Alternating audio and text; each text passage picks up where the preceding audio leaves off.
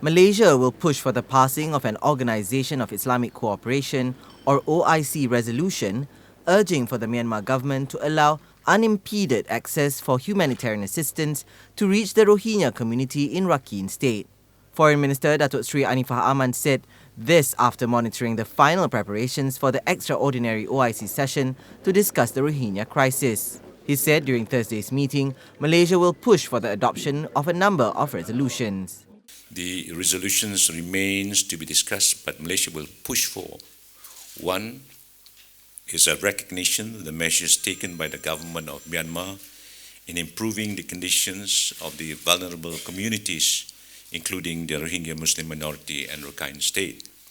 Two, expressions of concern over the acts of violence and human rights abuses towards Rohingya Muslim minority and its spillover effects, urging the Myanmar government to allow unimpeded access for humanitarian assistance to reach the Rohingya and the Rakhine state.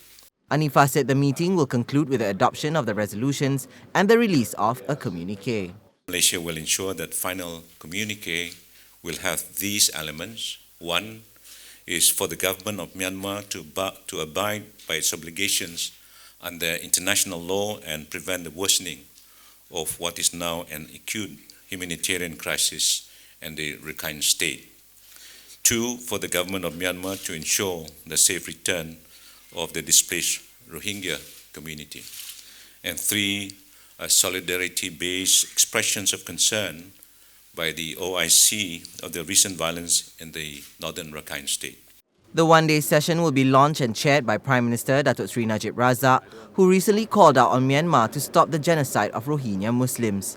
Deputy Prime Minister Datuk Sri Dr. Ahmad Zahid Hamidi, past President Datuk Sri Hadi Awang are expected to be present at the event.